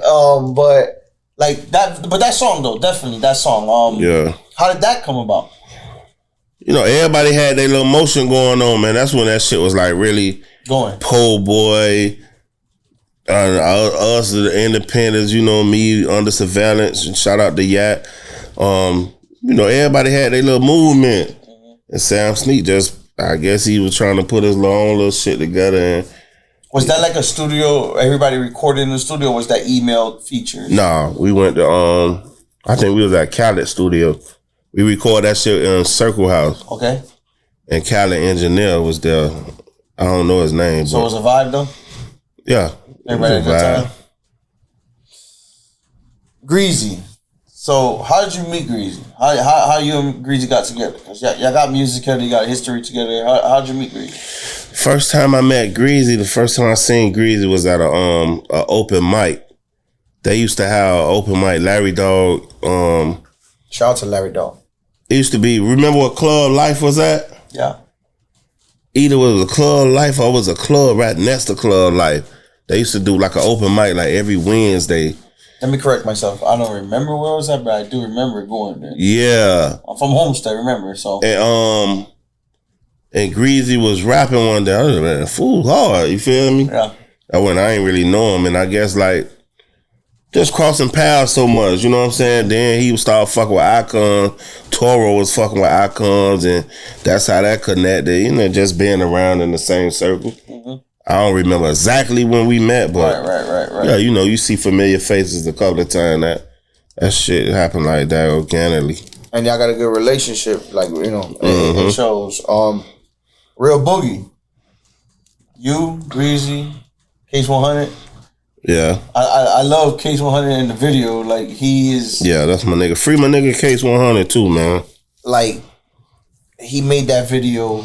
Yeah, he it's went. It's your song, but that video, he made that video. Actually, that's DJ Nasty's song. Oh, okay. Nasty. Okay, yeah. Yeah. But talk to me. How did that come about? Shout out to DJ Nasty too. Them boys, Case 100 and Greasy, they been had that song. They recorded it. Oh shit! About 2 years ago. Okay. Case he let me hear it. You know, I used to go up there. Me and Case like this, like, boy, me and Greasy got this song. He let me hear it. I'm like, well, that shit hard, boy, you know. And 2 years later, Greasy called me to the studio. 2 years? That's they ain't never do nothing with it. You know what I mean? You just record a record and Right. and you got it on your phone, but you ain't never pushed it. Right. So I went to the studio with Greasy one time, and he was pulling up a bunch of little beats, instrumentals and shit. We were finna work. Like, man, what happened to that song you and Case did? Because I liked it. That shit was hard to me. Like, man, you like that shit? And it's a you track. That's why I thought it was your track, because it sounded like you. I'm like, man, pull that shit up. He like, you like it? I'm like, hell yeah. You pulled that shit up, man. Let me get on this shit. I went in that shit, man. Went in the boot. Off the dome, that shit. Dropped that shit. Hit. It ain't hit like that, but because he didn't want to give me a copy of that bitch. He hold it from me a few months. I'm like, man, let me get a copy. And he didn't want to give me that shit. You What was the reasons? Give us reasons. Then I seen him one time. I'm like, man, what a song, man. I got it. Man, what's the worst thing that happen? I'm gonna blow this bitch up. Right. So that nigga gave it to me. He fucked up. Went up. I went to posting that bitch on Instagram every day. And the response that shit was getting was just like stupid. I ain't never get that most response off anything I posted. Like, a nigga was emailing, blasting that shit hand to hand. Like, boy, send me that. Boy, that shit hard. And about 6 months of just posting that when I really started making little memes and putting a song behind the dancing videos and shit. And that shit just went. You feel me? And video's dope. The vibe's dope. And it's crazy because, all right, this is why we need podcasting or just documentaries in general to know like how music works. Because the way the song came out, you would think y'all went in the studio, y'all made it, it released, and it was a 2-year bank song. So this is why we need podcasting, real podcasting, to put that on record. But talking about you, like you said, all right, he gave it to me. I threw it out there. We ran with it. And like the track, What's My Name? Yeah. Bro, when you put that on Instagram, well, I feel like I woke up for 3 weeks straight out the shower, like you just drilled that shit in people's heads, like every day I seen that shit on Instagram, and if it wasn't from you, it was from somebody else. So, like, what's the process of like? Is this intentional or? Nah, it definitely was intentional shit. I said. I looked at myself like, man, damn, Free, you got like 30,000, almost 40,000 followers on Instagram. If I could get like 10% of these motherfuckers to lock in and really fall in love with this shit, they gonna spread it to their people, and they gonna spread like a virus, you feel me? That shit was cold. I'm like, man, I got tired of chasing DJs, and man, fuck that. Whoever fucking with me gonna fuck with me, man. They gonna know me for my body of work, you feel me? So that's when I just started like, man, this my TV show, man. Welcome to my world. Listen, I want to cut you. You posted this shit so much. It was some post where you look dead ass tired, like you were singing the song already, but you were still like. But I had to beat that shit in your head. I don't give a fuck. It worked. But did you feel like that at one point? Where there's times I was like, I didn't want to do that shit, but I had to do it. Do it. And like right now, do it. And on some real shit, like I had an incident last night, right? You know, I had a new song I was pushing, go left, go right. I ordered DoorDash last night to my crib, right?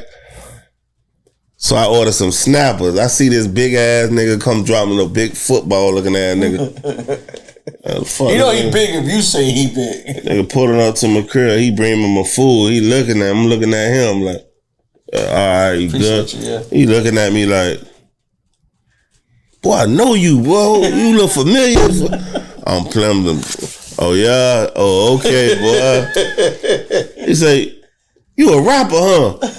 I say, yeah. I say, damn, this fuck nigga know how I stay at. Hey. That's the first thing that came. He know how I stay at. I say, damn, dog. I say, he say, you that go left, go right, nigga. I say, damn, dog, that let me know. And I don't know, I never seen him do it a day in my life. It's working. It's like, you never know who the fuck, dog, be paying attention, bro. Like, I'm in Publix the other day, old coon, great beard, like, nigga like he 50 something. Right. You the dude that be dancing on TikTok, huh? I say, he said, go left. I say, damn, boy, that shit, that social media shit be for real. Yeah, for sure. I mean, I'm from Homestead, so our town is about this big. My daddy from Homestead. My whole down south, my daddy's side of the family. From Homestead. From down south. So you go to Walmart and you hear, Litty, oh, yo, Litty. You're like, God damn. Yeah, all that. It's all good, though. Camel Drive type shit. Yep. Yeah. A classic sample. Now, I don't even think this rapper knows. Maybe he does, maybe he doesn't. Iman. Do you know who that is? Iman. So Iman is a Italian rapper. I believe he's from Jersey. I gotta do my homework. On and on. Yes, but do you know what song he started with? And I don't know if you do. You may not know. You remember that song back in 2004, between 2003, 2005. Fuck you, you hoe. I don't want you back. That's him. So he sang the song on and on and on it. Like, people didn't know that this guy sang that song, and I used to listen to "Fuck You, You Ho" because I got my heart broken by something. Yeah. No, that was a banger. It was a banger. So then I hear on and on and on, and then 5 years later, I'm like, where does this sample? And I'm a guy that looks for samples. I always hear a song and I want where it came from. So I hear on and on and on. I'm from Dade County, so I got to figure out where this is from. Yeah. And I'm like, oh shit! Like, it was like a mind blow. Yeah. So your on and on version, was that like a homage to Dade? Homage to him? No, to Dade County. Yeah, because Iceberg stamped that shit, but I always loved that sample, dog. Yeah. Oh, it's a you know how great you can hear some shit like, damn, boy, if I had that motherfucking beat, I'd kill that bit. And I just, one day, somebody, man, hey, try to loop this shit right there. I'm going to make my own version. Killed it, yeah. Killed it. How was your reception? How was your feedback to that? Because remember, this is now a classic Dade County. Yeah. So how was your feedback to that? No, they loved it. And shout out to Iceberg. Yeah, they loved that shit because I walked on that bit. Inherited the Pain. Yeah. That track gives me a different side of Free. What was the fuel that gassed that track? And since you mentioned that, I gotta stop bullshit. I put the bench shot that video. That's like one of my deepest favorite songs. I know, that's why I brought it up. Like, I love that song, bro. I love that song. That one right there is. I don't know. Shout out to Yellow Boy. What is it? Yellow Boy Zay. That track right there, it shows, like I said, you make hits.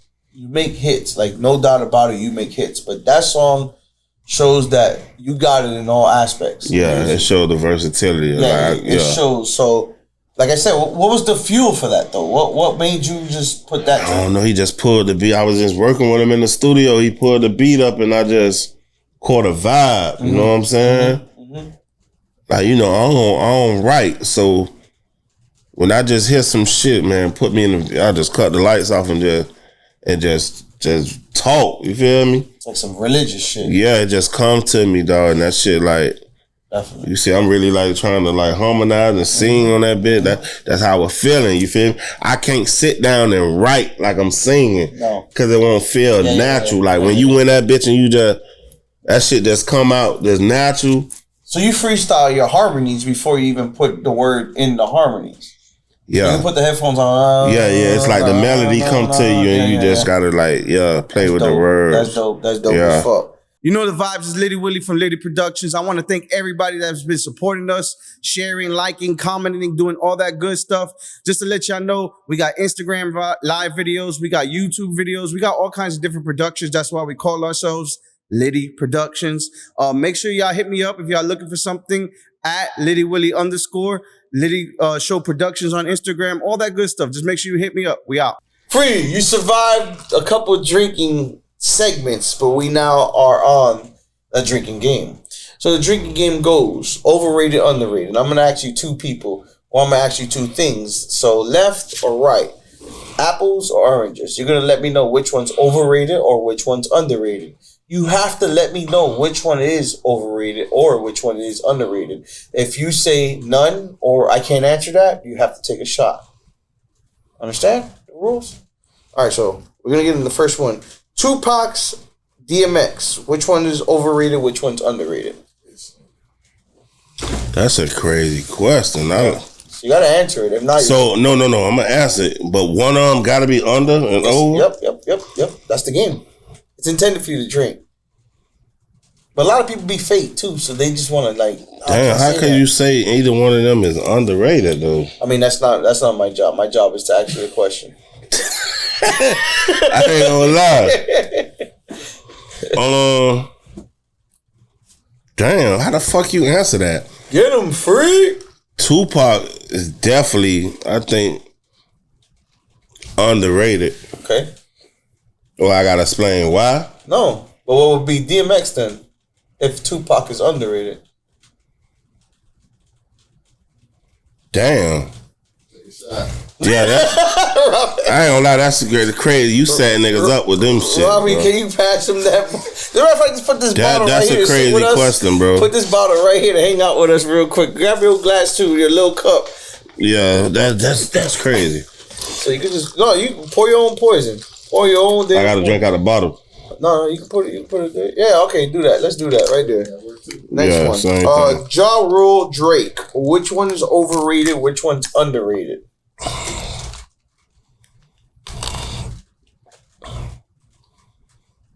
Ja Rule definitely ain't overrated. He's not overrated. So what would Drake be? Drake is overrated too. So you gotta take a shot. Because you gotta answer underrated, overrated. Man, you sure this game making sense, bro? It's called overrated, underrated. So you have to label one as overrated. So if Ja Rule is underrated, Drake gotta be overrated. So that's what you're going with. Okay, so then you don't have to drink. Okay. All right, yeah. Next. Juvenile, C Murder. Which one's overrated? Which one's underrated? I say Juvenile is overrated. C Murder's underrated. Okay, you don't have to take a shot for that one. You see? Okay. Ice Cube, Scarface. Ice Cube is Scarface. Mm-hmm. I'm gonna say Ice Cube is more overrated. Okay. And I'm gonna get underrated to Scarface. Got you. See, now we're going.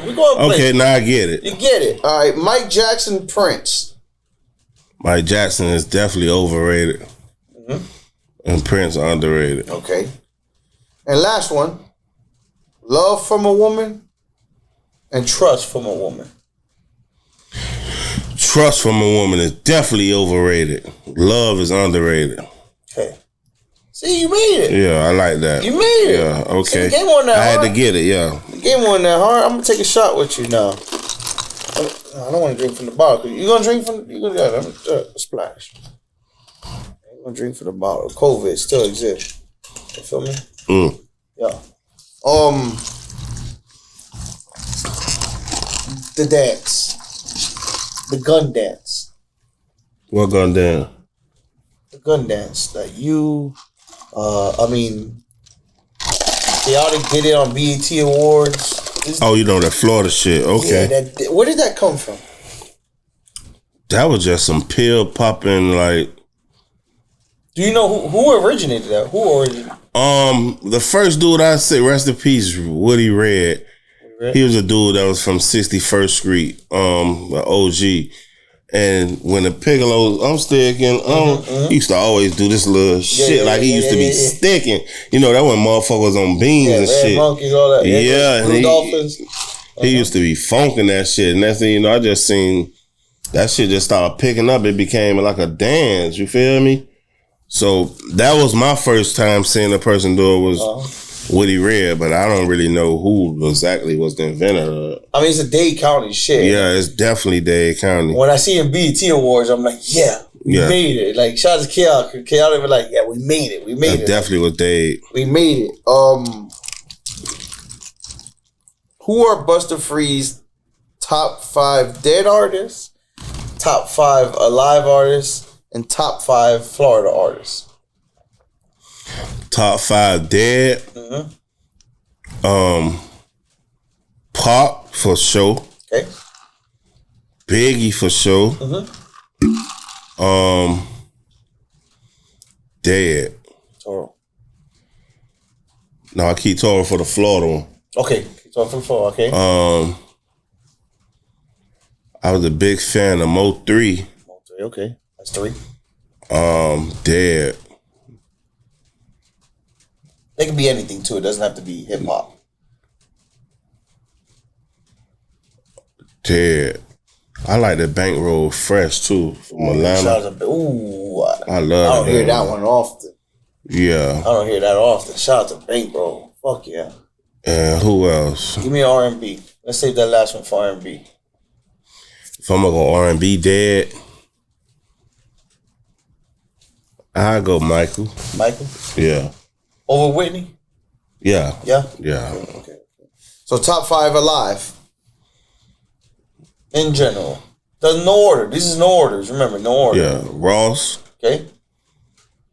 Trick. Okay. Jeezy. Jigga.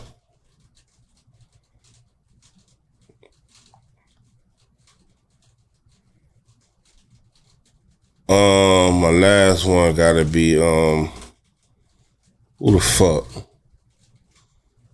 I said Pop. I'm gonna go. Throw a wild card in. Somebody that nobody wouldn't even expect you to throw in. Alive. Like a Fabo or Jadakiss, something like that. I fuck with them names, but they ain't my favorite. Give me like a wild card then.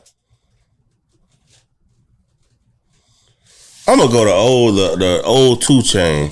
Oof. True Religion, yeah. Titty Boy, Titty Boy. Okay.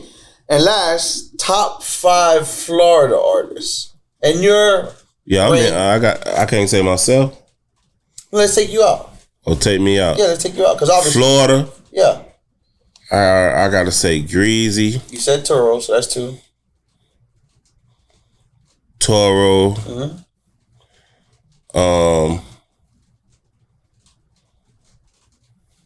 Top 5 favorite. No order. Yours. Florida though. Yep.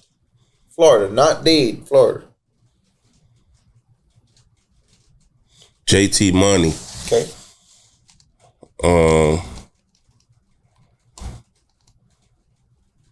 We on 3? Yeah.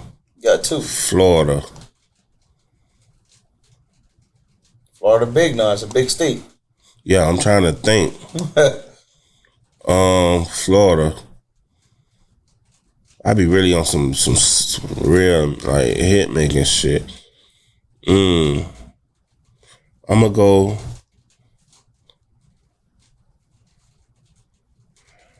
Damn. I'm a fan of Flow Rider too. Shout out to Flow. I'm gonna put Flow Rider in there. Okay. So I'm missing one more. That's a rough one. Cause we got a lot of hit makers. Yeah, but you say my favorite, Your like favorite. Yeah. I want your motherfuckers favorite. I really ride to. Like I listen to a lot of right, people. But right. You get to get the question now. I like that. You get the question. Motherfuckers, you throw on and say, I'm from Florida, playing this. I'm gonna throw Mike Smith in there. Shout out to Mike. Yeah. Shout out to Mike. Like if I be on them type of vibes where I just want to be on some real life shit, I'll go that route. Okay. What do you think is wrong with Miami music scene when it like why haven't we gone global in a while? In your opinion? And I say global as in why haven't we left like it ain't no real unity in this shit. Like niggas ain't really pulling Lil Bro up. Like this shit everybody wanna remain the big dog. Like I be feeling like it's more like an intimidation. Like if you feel you pull somebody else up that probably got more potential and probably you see that got the potential to probably even be bigger than what you will, you look at them as a threat instead of like just joining forces with a nigga. You feel me? So Facts. I feel like that's just some Florida shit. Like we just Florida or Dade? It's an ego at Florida. Stay Florida? And really if we gonna keep it trill in Miami, right? Miami then, you feel me? Like everybody want to remain the big dog. They want to keep you. You know what I'm saying? Because that girl, Doshi, the rapper from Tampa, she just won a Grammy. That's the little skinny, little black girl? Yeah. She raw. She won a Grammy. How long she been rapping? Where she come from? I can't give you the numbers on how long, but she's I like her though. She unique, bro. Yeah, but I think it's Dade. Like Dade, and remember, Dade was like a big influence for like 2007 to 2010. We had it. Well, them boys kept that shit at a round table. They ain't no big dogs really came and pulled no little niggas up. You know what I'm saying? I'm gonna keep it 100. Like, but it's not only in music. We're talking about podcasting too. We're talking about a lot of things. Yeah, it's like this. Think about, because remember, you go to LA, you got No Jumper, you got LA Leakers, you go to New York, you got and shout out to Drink Champs, but it's more global. You know what I'm saying? Yeah. It's not so much like a local entity. Yeah. LA Leakers is, you know what I'm saying? So I just think like in Miami, why are we so closed on like this thing, this box where we can't beat our own selves? It's ego, man. Everybody got ego. Everybody want to be that nigga. You know what I'm saying? Ain't nobody want to pass the torch. You feel me? Like, you niggas getting old, man. Like, build this shit up. Like, you can build the whole economy. Like, grab a young nigga, make a young nigga rich. Let him pull his niggas on. It could be a domino effect. You feel me? But this shit just don't happen like that, man. We've been preaching about this shit forever, man. Well, and the podcast mentality, I tell people, is like, everybody want to be sitting in this chair talking, but ain't nobody want to be the cameraman. Nobody want to be the light man. Nobody want to be the guy on social media. Everybody just want to be the star behind the camera, you know? And they don't understand that there's more to this shit to make it pop. You know what I'm saying?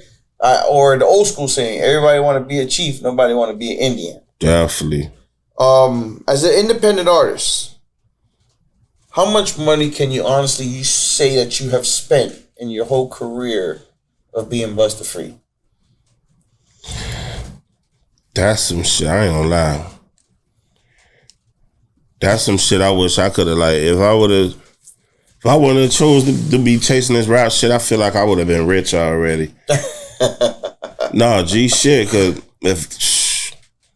just alone last year, like, I really was like, man, let me lock in and just start spending money. I'm sending motherfucking say cheese $700 every 2 weeks and paying for this, then this, and then that. All that shit costs money, man. You feel me? Like, I don't even know, bro. I know out of my whole career, realistically, I done spun over 60, 70. And that's being generous and that's just off the top of the head. You feel me? You like, gotta break down. And remind you, I'm not talking about clothes. I'm not talking about bottles. I'm not talking about we gonna go 100,000 if we gonna go there. We gonna put 6 figures. 6 figures, easy. For the whole, every time I go out, I gotta buy a new fit. You buying bottles. You even paying for your dogs to get in the club. Yes. Man, shit. You paying this DJ, tipping him 100, him 50, him whatever, 20. Like, that shit, man. That shit. You know, I ask this a lot to people when I interview them, especially people that have been in the game for so long, is because a lot of these motherfuckers today think that they just gonna get in and get everything for free and expect to go. No. That's the value of $1, what I learned about this shit. When I start paying motherfuckers, I start getting shit done. You feel me? Like, it gonna come to the point where you fucking with a nigga if it's organic. Respect a nigga grind. If you're a podcaster or whatever, let's say the famous animal nigga. Yeah. I paid that nigga $1,000, man, just to get on his shit, cause I seen his motion. You feel me? Correct. I ain't never gave a nigga $1,000 to get on your Instagram. You feel me? Right. I said, fuck. You know what? This time around, I'm finna just whatever these niggas want, man. Pay him. And not really, cause I was blessed to make the money. You feel me? Getting it. So fuck it. Let me put this shit. Let me invest this shit. Let me see what happened now. Right. So everything that I didn't do the year before, I'ma start doing this year and see what results I'm gonna get. You feel me? And it's been showing. Yeah. It's been showing. It's definitely been showing, but you gotta keep going. That's the thing. You keep going, but that shit, you gonna go broke, boy, if you don't. Boy, the music shit crazy, boy. It's a passion project. I'm like, boy, hey, man, you know how much money I could have been investing in all type of Bitcoin. I always pick on people. Bitcoin. I'm not one of those crypto people, but if we just would have bought Bitcoin 2008. A couple. We wouldn't be sitting in this room right now. Yeah. We'd be sitting on a yacht or raw somewhere. Your biggest love for internet era and your biggest turn off for internet era. My biggest love for it is because when you post some shit that's quality and the people gonna really react to it, it really lets you know. It give you an idea of like, damn, this shit might be one of the ones. And my big, what's the other shit you said? You're like your hate for the internet era. Well, not hate. It's when you do some fuck shit, or you get caught down bad and you go viral for the wrong thing. You ain't going nowhere. It just that shit can stress you out. A comment can make you want to, you know what I'm saying? Sit. It could be one nigga in a comment, or everybody could be like, well, I fuck with it, and they be like, boy, you need to start changing your outfits. Boy, you had on that shit, and that shit will have you depressed. Like, damn, dog. Fuck, like you don't want to wear your same clothes no more. Like, ain't you that nigga that fucked that girl from the Breakfast Club, that big one? Damn. Yeah. It's like a gift and a curse situation. Gift and a curse with that internet shit. Gift and a curse. Oh, Robbie, shut up, bro. If you had one chance to change one thing in this world, what would it be? One thing, one chance to change in the world, what would it be? If I had one thing to change in this world? Yep, one chance.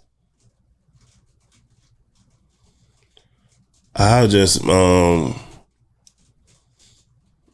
really be trying to extend the lifespans, like falls on like more health type shit, like. So you would wish for people to live longer, yeah, give us a longer life, man. Because right now we dying younger now. We ain't even making it to the 60s and 70s. Motherfuckers dying at 40s and shit now. So I feel a little bit motivated because my great grandmother is 97 and she just sold her house and moved to North Carolina by herself. She sold her house. The crazy part, I got a neighbor. And my mama told me, I don't know how old she said he was. My next door neighbor right now. I don't know if she said he 98 or he almost 100 years old. He's rocking. And I ain't believe it, dog. She showed me his ID. This man almost 100, bro. I'll show you mine. I interviewed my 97 great and he's still walking around driving and all. Yeah. I like, this man ain't no 90s. That man 90 something, bro. When I say she sold her house, I mean she signed the papers, she did the paperwork, she did all that. Like it wasn't like she was at home, somebody like did her caretaker, yeah. No. She did it. Like she ride Ubers. Yeah. She don't drive Uber. She ride Uber. She go to church. She do home banking still. Yeah, it's like 97, bro. For you to live that long in your 90s, like, boy, you blessed, boy. Bro, think about it. You went from Polaroid pictures to FaceTime. You went from record players to MP3s. Yeah. You went from fucking with no condoms to condoms. There was no condoms. Yeah, that shit crazy. 100 years. Was there? I don't even go in that sentence, bro. Huh? I'm just saying, was there condoms 97 years ago? I don't know. I think they used to just get shots and going on, bitch, and get burnt. I mean, he be calling me crazy for the shit I be saying, but it be shit. Yeah. Like think about it, bro. Like we take shit for granted, bro. Like really we do. Like yeah. Cups, like plastic cups. They have no plastic cups in 100 years ago. Segregation. Like me and you could not be sitting in a certain area. Yeah, no. Nigga get his ass John Lynch. A lot of people say that they live with no regret, and you know it's a cliche thing where they say I have no regrets in life. But do you have anything that you wish you could have done, or something that you wish you didn't do in your lifetime? Not so much a regret. I wish I would have learned early on about credit and shit when I was younger. Like, you know what I'm saying? Like, as far as like having your life established and, you know, getting you a house, you know, the family and the wife. And I wish I would have started a little earlier what I would have known about, you know what I'm saying? Right. I started late in the game as far as just like bossing up, you know what I'm saying? As far as having a motherfucking this credit line period we learned this shit later on in the game, you know what I'm saying, about banks and, you know what I'm saying? Financial freedom. Yeah. Financial literacy, really, so. It's beautiful because I was just talking to my son about it. Like, we had like a whole week of conversation every day before school about credit. Because my son's good at math. I'm horrible at math. Yeah. But he's like, Dad, like, how does credit work? Like, cause, you know, I know percentages and this and that, but he's like, well, how does credit work? And I started breaking to him. I was like, bro, like, you could have this much money and a bitch will charge you this much more because you ain't got the credit to get it. You know what I'm saying? So I broke it down to him in layman's terms. But when I found out the beauty of credit, like, cause me, I was always like, cash. like for instance, like I wanted a car. Boy, I gotta save up in a down payment, $4,000-$5,000, and then to me having now a relationship with my bank, and I go tell them I want a car, and they paying for it, and I don't put no money down, and I just pay y'all back. You know what I'm saying? Like, felt good. Damn, I could get a BMW. Yeah. Wow, man, boy, let me get you feel me? That shit like, damn, boy, this is what the fuck I've been missing. Yeah. Like that corporate world shit really like different. If you play it right, like walk in the bank, man, let me get 20,000. They give it to you. All right, we gonna run you 24 hours. Oh yeah, Mr. Such and Such, you click all that. Damn, boy, that shit like that. Like, listen, I've been working at the same job for 17 years, and I've only had my 401k for 5. I did the math on having my 401k. If I would have did it the first year of the 17 years, I would have had over $300,000 in the 401k right now. So it's like, yeah, but we learn. But you know what? It's a blessing because it's something I could teach my son. You know what I'm saying? So I missed out. But it's the blessing I can give to him. And like me, they told me how much I'm worth when I'm dead. A bitch told me, oh yeah, my mom told me. God forbid. God forbid. If you die right now, Mr. Reed, you get this, yeah. Yeah, we give your family, or this bitch say about like 300 or something thousand. Like, yeah. Bitch, I'm about to kill myself right now. Give me this shit. Fuck you mean, bitch, when I die, I'm gonna be worth all this shit. More than a lot. That's like, that shit crazy. Like, that's when I found out my stepdad was the one for my mom, because my stepdad told me, you know, he looked at me, we were hanging out in the backyard, he's like, if your mom ever had a struggle, he says, I'll find a way for somebody to off me right now. I said, what the fuck are you talking about? Yeah, it's just like that. He's like, bro, we good. We living good. Like, we living good. But if we ever have to struggle or something like that, he says, you won't think I got murdered. And I'm like, bro, what is you talking about? He's trapping. He's like, bro, I'm worth $500,000 dead. He said, if I give me the gun. Yeah. Nah, but it's like, I found out like the nigga really loved my mom. Like, he said he ready to fight. And he did 15 years in prison, so I don't even put it past him. Like, yeah, he's dead serious. He dead serious. So yeah, that makes sense. But that's little story. Like a little story. Shout out to my family. What has been the biggest lesson you have learned in this music industry? Don't wait on nobody. Don't wait on nobody. Don't think nobody come to save you and offer you a deal, and fuck that. Just keep going, man. Don't wait on nobody, man. Cause I used to think, man, I got a little bud, my son hot, man. They might come sign me. Fuck them niggas, man. Like, don't wait on nobody, cause time gonna pass your ass right by, dog. Yeah. Like, time don't got no time neither. At all, man. None. What has been the biggest life obstacle you have faced and overcame? Life obstacle. Not musical, but life.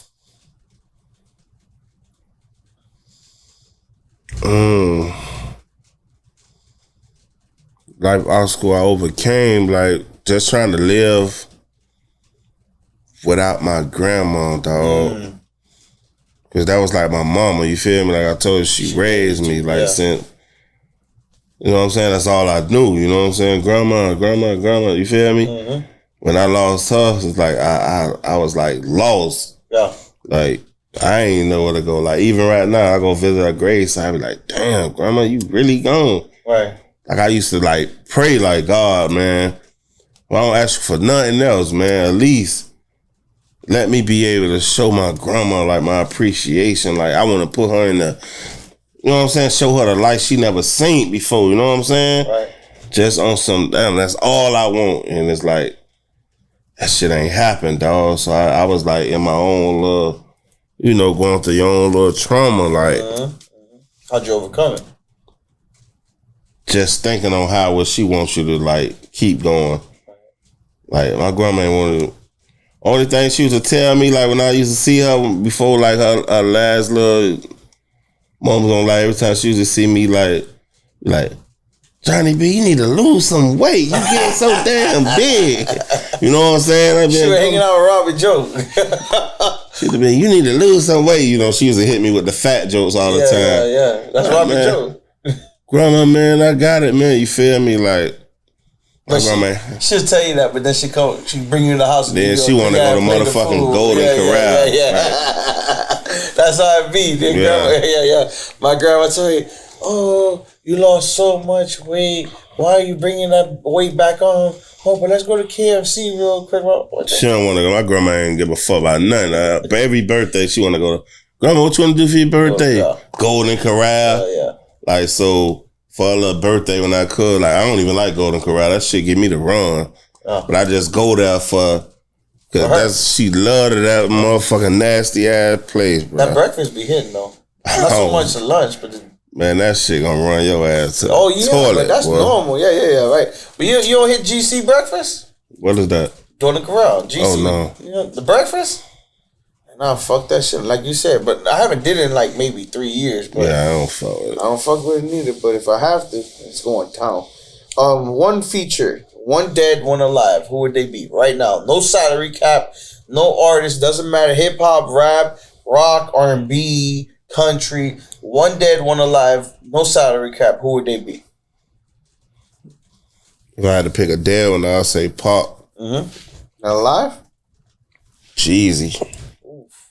Jeezy, I like Jeezy. Yeah, I think Jeezy will match my sound, like my tone. Like I think me and Jeezy will make some magic. Right. Shout out to Jeezy. Y'all tag Jeezy. If you're watching this, tag Jeezy right now. We need a Free and Jeezy track. If you could talk to 16-year-old Busta Free, what would you tell him right now? He walked in this room right now. What would you tell him? Shit,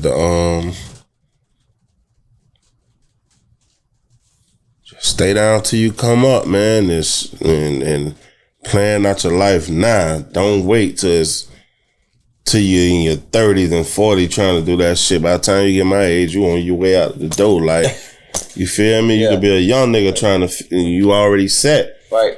You know, being in the streets, you ain't know nothing about. None of that. You know what I'm saying? Right. So the older it ain't never too late, but I just wished I would have knew earlier. You feel me? And you ain't gonna listen. But that's to the game I give to the younger generation. Like, get on that shit now while you know what I'm saying, while you young. So by the time you do put in your little work, you know, you'll be set. These young niggas out here now, they don't want to do nothing but be little scam babies and hit they little quick little licks and buy their outfits and go to the club and buy their little Dracos, and you feel me? Like, that ain't what it is, man. Like, get you some money, you feel me? Like, money and freedom. Yeah, definitely. Freedom is number one. And we're getting close to the end because I know that Tito's is hitting. If you had a chance, no salary cap, and you could put as many artists as you can on one track from Florida, who would they be? A mega track. I remember that Yayo track, that Yayo remix. Yayo. That shit had like every fucking person. You talking about some We Are the World type shit. To facts. Yes. Who would you put on that track? Should I listen to everybody? You know, I'ma definitely go Trick. I'ma go Greasy. I'ma go Major 9.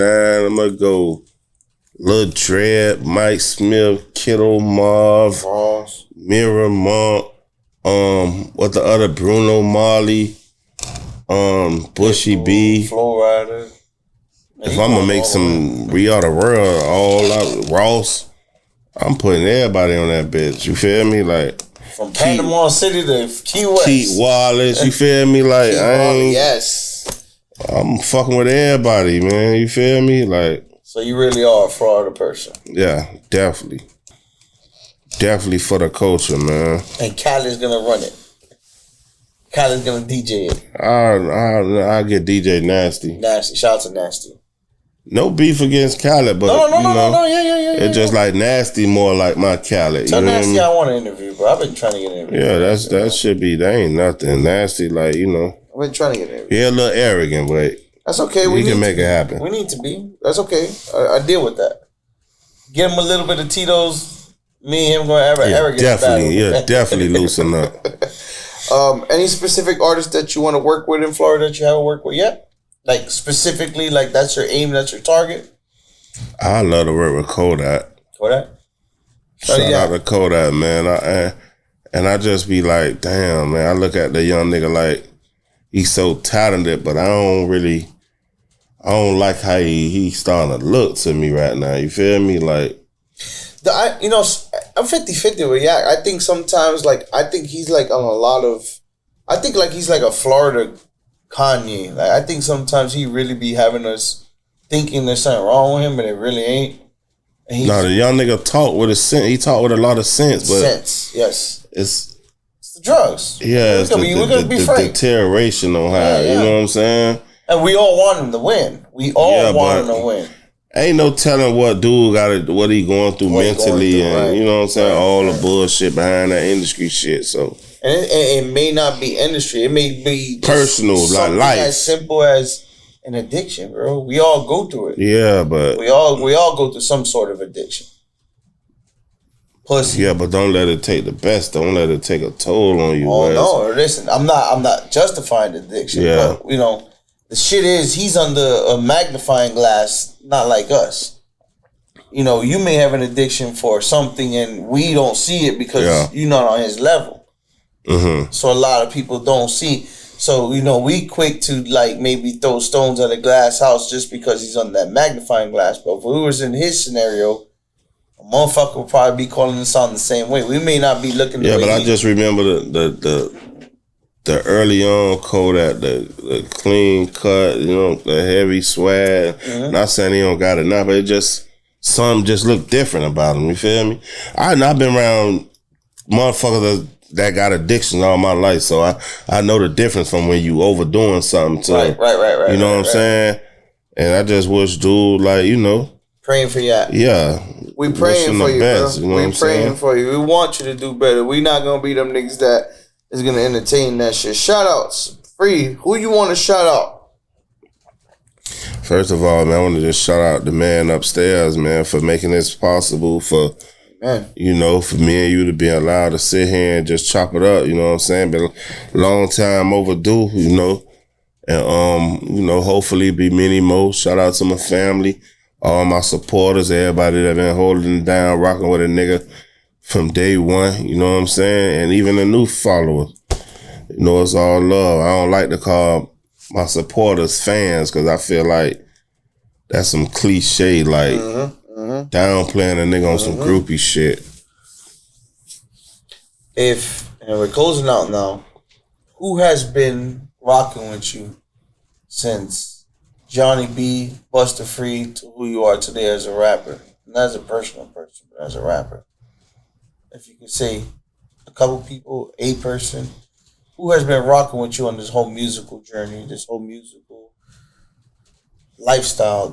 There has to be some people, a person that has been just like there side by side with you as an artist. From day one, I don't really have too many day ones. I got a lot of niggas that's dead. Like, rest in peace to my little nigga Kenny Bo. Like, I had a lot of niggas on this journey, you feel me, that I ain't here no more, you know what I'm saying? So, I'm more like an introvert, dog. Like, I don't really let niggas get too close to me. Like, gotcha. You know, I fuck with niggas and I got love for niggas, but niggas see me on the plane going everywhere around the world. We're free on dolo, you feel me? I don't trust niggas, bro. Like, gotcha.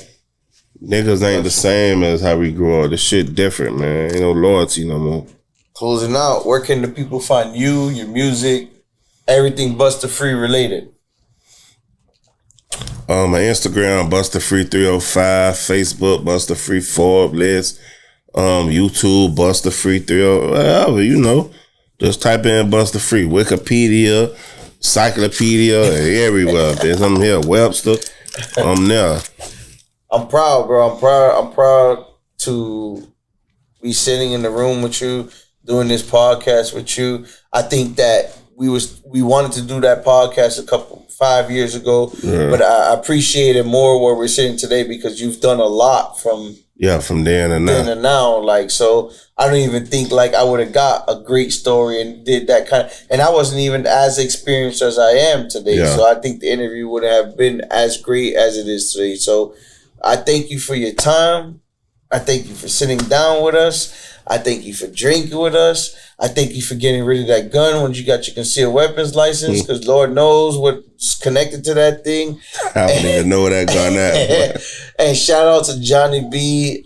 Shout out to you. Shout out to everything that you do. I want to make sure that when you get to that next level, we have that next level interview.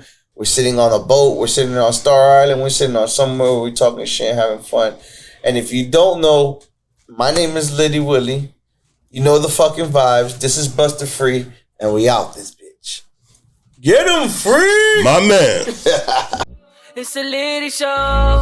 The Litty Show.